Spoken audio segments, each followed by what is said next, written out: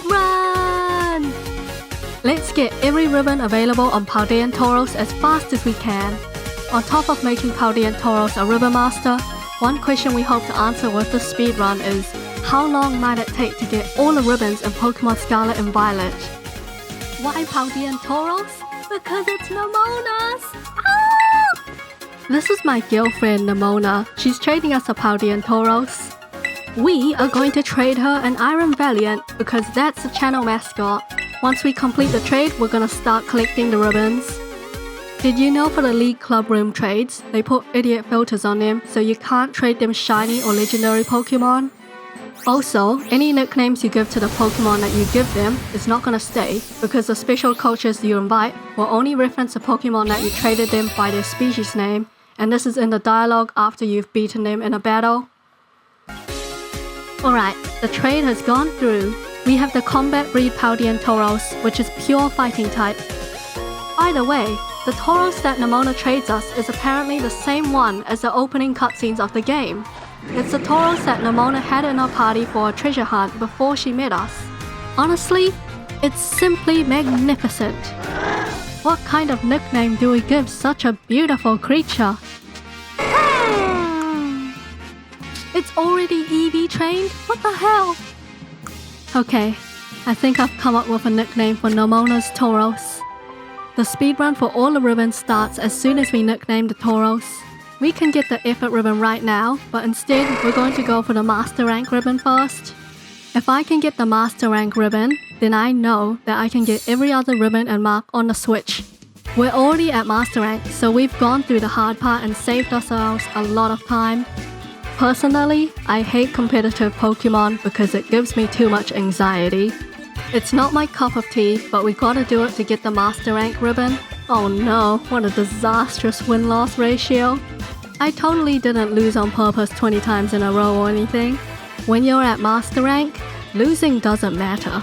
Anyhow, we are doing this battle in Season 14, Regulation F. Basically, every month is considered a new season, and with each regulation there's different rules and Pokemon that's allowed to enter competitive ranked battles. And here comes the anxiety. Alright, they're sending out Cocoa, so they're gonna have sunny weather. We've got Fluttermane out, and we're off to a good start. The draw is gonna activate our photosynthesis, so we have extra special attack. I don't think they're gonna terrestrialize, so we're just gonna go for the super effective attack. Power Gem. Looks like a very good start, but I'm always scared because they can turn around any moment. They knock out our Fluttermane with their Hisuian Lilligant, so we're gonna send out the Snow Leopard. They're terrestrializing. This one gimmick can change the outcome of the entire battle. I don't see Hisuian Lilligant often, so I don't know how to counter it, but we're just gonna send it an Icicle Crash and hope for the best. Alright. Wait, it's faster? Well, you learn something from every battle. Except you're fighting against my Snow Leopard. Focus Sash means we can at least land one hit on it. Oh yes, we got the OKO. It's 2v1 now. We might actually not lose. But the battle isn't over yet until the very end. Let's see who they send out last. Depending on who they send out, we could be in a pickle. Never get too overconfident because that's how you get humbled. So they've sent out a Leafeon. I know they don't have Terra because they've already used it. Why is their whole team faster? Ugh. I should have went Sucker Punch. We're down to a 1v1 and we haven't chipped any of their health, which is pretty bad. Go! Nemona's Tauros! We gotta clutch this battle. He leads off with the Intimidate. We're going to Terra fighting and lead off with Raging Bull because all his other moves have a recoil or some kind of drawback right now. Terrestrialize! We'll have our moment in the spotlight too, Tauros! The Fighting type Terra is gonna boost the power of his Fighting type moves. What is the Leafeon going to do? Oh, it's setting up Sword Stance on us. Not good. Time to ignore Sword Stance. Let's go with the Raging Bull. I don't know if this is gonna OKO or not, because I don't really see Leafeons in ranked battles. Turns out it doesn't OKO, and they have a Citrus Berry as well to heal, which is probably why they set up with Sword Stance in the first place. This is a final turn. And we're going to end this with close combat. If we can outspeed the Leafeon, we'll win this battle.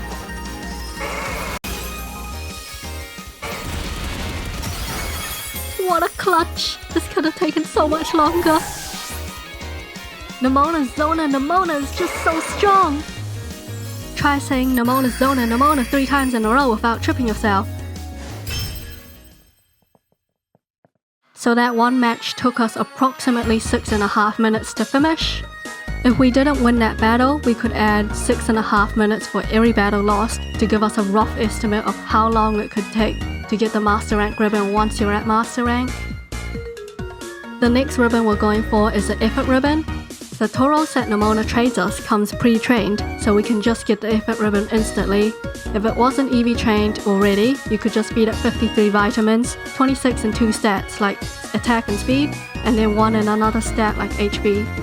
This makes the Effort ribbon one of the fastest ribbons to get.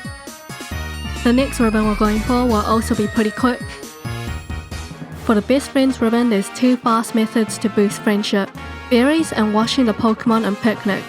We will feed Nemona's Tauros Hondu berries, which reduce effort values and special attack, and then just keep washing it in Picnic until it reaches 5 hearts. You could just feed a Pokemon 112 EV reducing berries, i.e. Pomeg, Calci, Qualot, Hondu, Greppa and Tomato berries, to get them from base friendship to maximum friendship. If you don't have that many berries or don't want to use that many berries, you can just wash your Pokemon in Picnic several times. Once you've beaten the Indigo Disc DLC, the Ace Academy tournament actually becomes harder. All the characters have Pokemon with higher levels and a full team of 6, so it takes a bit more time to finish the league. Trying to sweep the Ace Academy tournament with level 100 still took me about 15 minutes to finish. Now we technically have every ribbon in Paldea. It's the marks that we're missing. With all of the marks that you can earn, it is just pure luck. Think of it as rolling in a 100-sided dice.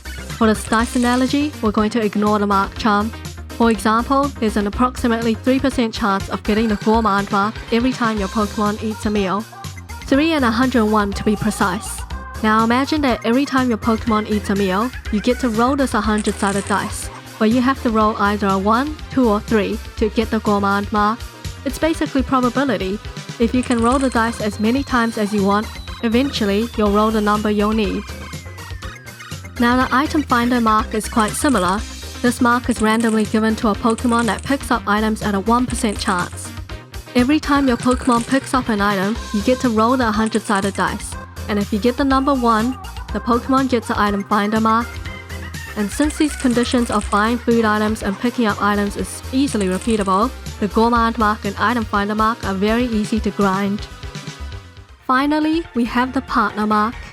The partner mark completely crippled any sense of speedrunning the process of getting all the ribbons.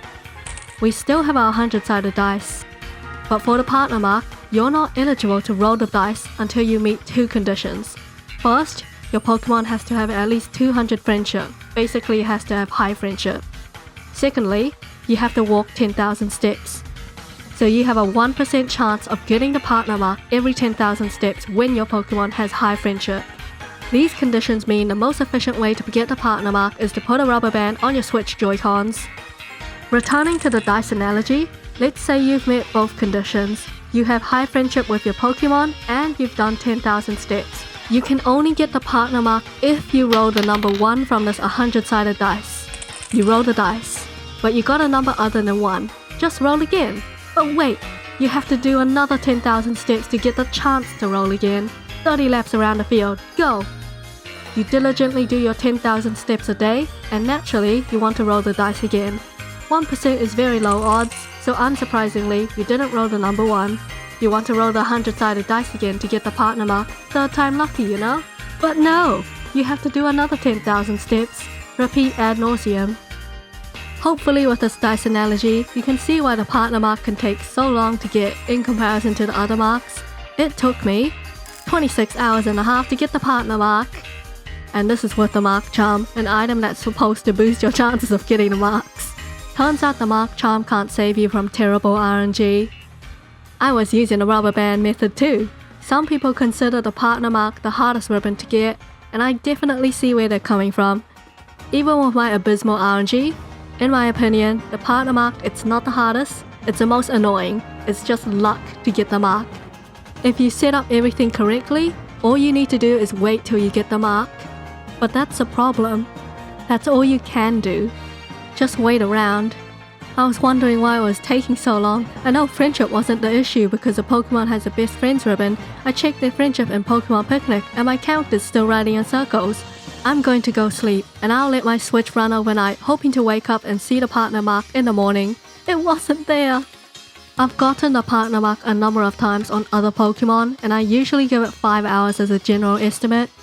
15 hours of constantly rubber banding my Switch. I wondered if the game was bugged, so I put 2 other Pokemon in my party with high friendship. A couple hours later, those 2 Pokemon got the partner mark, but not Nemona's Tauros. So I know the game was still working, it was just super cruddy RNG. If you're not getting a mark within 5 hours or so, and you're certain that you've met the required conditions, then your Pokemon is just stubborn as a bull. We got the partner mark on Nemona's Tauros eventually, but the odds are just abysmal. So to summarize, how long did it take to get all these ribbons? Keeping in mind there are some caveats to the speedrun. Firstly, I was already at Master Rank. If I included the time to climb up the ranks from Tier 1 to Master Rank, I'd guesstimate an extra 10 hours, give or take some. If you're battling against cracked competitive players, make it 15 hours. Effort ribbon and best friends ribbons are super fast to get, only a couple minutes each. Paldean champion ribbon you can probably get within 10 minutes. I had the mark charm as well, so I actually got the gourmand and item finder marks relatively fast. And then the partner mark ruined my speedrun, ending it at around 27 hours and a half. The partner mark is not always that bad, and obviously this is only representative of my own experience. If you like Pokemon, you can subscribe. Although my summer break is very quickly coming to an end and I've got a new full-time job coming up, I have a lot of ideas for videos, I just don't have the time to make them. Anyhow, I hope you enjoyed the video and continue to stay awesome. 7, 6, 5, 4, 3, 2, 1. You'll never have the sacred stone. Oh, this you crazy mother.